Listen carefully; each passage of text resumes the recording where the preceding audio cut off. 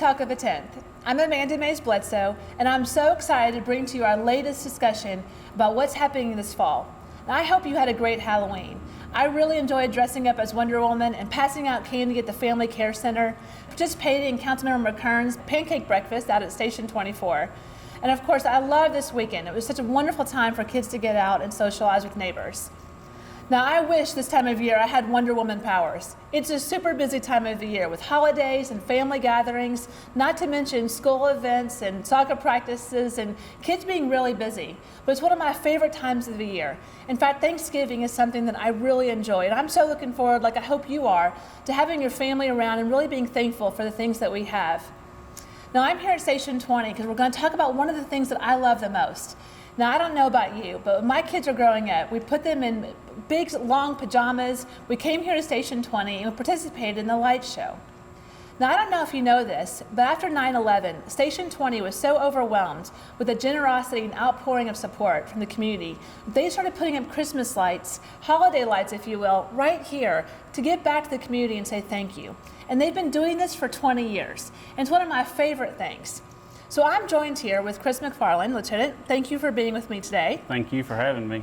And we're going to talk about what the firefighters have been doing for a number of years, supporting our community and doing a toy drive to really help the people here. So talk to me a little bit about what does the firefighter toy drive look like and what are you going to do this year? It's very exciting to announce that we are doing our toy program this year. This is our 90th year of doing it, and it started from firefighters knowing of children in their neighborhoods that were needing toys and may not be as fortunate as some kids at Christmas, so they would gather toys, take it to them.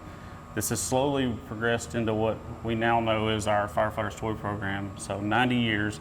This is my first year being in charge of it. I'm excited. I've already saw several Christmas miracles happen. Yesterday we got moved into our new building, which is the hardest part of our toy program. One of the challenges that we've had with the toy program in COVID is we've had to try to make sure that our number one responsibility is that everyone is as safe as possible. So we've changed it up a little bit from our what you normally would see. We will have the toy program. We do have a North Pole. We'll have sign-ups for the families, and we will have a Chuck Williams auction. Chuck Williams was a firefighter that died in the line of duty. He worked for an auction company. That auction company promised to always help us with our toy program to help have an auction, raise money, and the money that we raise from that we can buy more toys for it. So we will be having that. That'll be on December the 5th. And then our toy giveaway day is going to be on December the 11th. We're excited to announce those dates because, again, with COVID concerns, we weren't sure we were going to be able to have a program. But with the help of the department and people in the city, we were able to come up with a plan that keeps everybody safe and still allows us to have our program. We're talking about something really special this year and very intentional. In the past, you've kind of been able to drop off toys at a number of different locations, but you're doing something called the 12 Days of Giving. Talk to me a little bit about that. 12 Days of Giving is a program that we came up with. Traditionally, we had several locations, almost 300 locations where we had toy drop-off locations. We're trying to curb that down to 12 parties, if you will, to where the citizens in the county can come, drop off toys, and it helps us being responsible with COVID to cut down on a little bit of the 300 businesses. We've talked to these businesses. We decided that the 12 Days of Giving would be an opportunity, again, for a few of the businesses that are involved to have a party for us. We can have this as a drop-off location for the toys. And we're kind of just consolidating down a lot of it in the spirit of Christmas and also in the spirit of COVID responsibility too. I love that. I know you said that Champs Skating Ring is participating, Battle Axes are doing something cool. The Lexington Ice Center is actually letting you come and skate for free if you bring an unwrapped toy. So there are a lot of opportunities, I think, to get your family involved and go participate, take some toys somewhere, and then do something fun in our community and really support some local businesses who are supporting what you all are doing, which I think is a great partnership. And one of the things I'm really excited about is what we're doing here on Sunday, November 28th. Now, typically during the holiday after Thanksgiving, the lights go up here at Station 20 and we come out here and we really support it. But this year we're doing a special event and we hope you'll join us. So on the 28th, who is going to be here to kind of celebrate and kick off this event for us? So we will have, the station will be lit up right at dark. We're also going to have everyone from the FOF here collecting toys as well, and we'll have a special guest. Santa Claus will be here to help us with this. This will be one of our 12 days of giving spots, and again, the 12 days of giving will be mapped out, and these will be posted on our Facebook page on Lexington Fraternal Order of Firefighters. That will give everybody a chance to know where they can go to drop off the toys, and specifically Station 20, as we talked about a minute ago, is 20 years that they've been doing this tree lighting, and everyone that lives in Lexington knows how special this is. And we, even as early as July, I get asked when the Christmas lights at Station 20, because it seems that every child in Lexington has to come see that every night. And so the parents are pretty dependent on us doing that here. And we love it. We incorporated one of our 12 days of giving into that just because this place is so special. And this will be one of our last events of the 12 days of giving, which even makes it more special. Oh, it totally does. And my kids love it, like I said. And we're going to do something kind of more of an open house this year. So bring your kids, put them in some pajamas, come let them meet Santa Claus, drop off some toys, and then we'll have some cookies and hot chocolate. You can tour the station, see a couple of trucks, and really thank the firefighters who do a phenomenal job here in Lexington serving our community. It's going to be a great event, so make sure you check the FOF Facebook page, as well as we'll put it in our Facebook pages on the City of Lexington as well. We'll hope you'll come out and join us. You know, getting ready for the holidays, like I said, I wish I was more like Wonder Woman. I'm not a very good cook. I get nervous about leaving lights on the Christmas trees at the house. So we're going to talk about a couple of things that, as we get ready for the holidays, that are just good things to know. So, you know, if I'm going to roast a turkey, if I'm going to put it in a fryer, that's always intimidated me. So what are some good tips on what to do or not to do in putting a turkey in a big fryer? I'm glad you asked that. We do, from time to time, make runs on people, the dad trying to make the turkey for Thanksgiving, and everything's riding on his success. One of the things that we see, I can say rule number one is take your time. Don't get in a hurry. You have the purpose of frying a turkey was so that you cut down on your time, so use that time wisely. That's rule one. Also, when we found that when people are frying a turkey, they try to do it underneath a balcony or close to the house. Try to give yourself some room away from the house, an area of safety. Out on a patio that is wood is probably not ideal, but if you had a concrete patio that you could move away from the house, again, just to try to keep that area, and I know it's probably going to be cold, but if you can try to stay away from the house, that will definitely that's rule number two. Also, and we learned this because we had events set up where we were frying turkeys for citizens of Lexington, and there are very specific instructions on those turkey fryers. You want to make sure that they are a fresh thawed turkey. It's very important that you put a fresh thawed turkey in there, because if you put a frozen one in there, all the moisture will soon come out of that turkey, and that's what makes it overflow. The danger with the turkey fryer is that when you do drop that turkey in there and the frozen turkey makes the grease overflow, that grease runs down the pot and catches on fire. So in the videos that you see of turkey frying accidents, that's what happens. They sit a frozen turkey down in hot grease, it flashes over the pot, and then it will ignite, and then you have a big problem. And that's when we come. You don't want that on Thanksgiving Day. Let's try to avoid that if it's possible.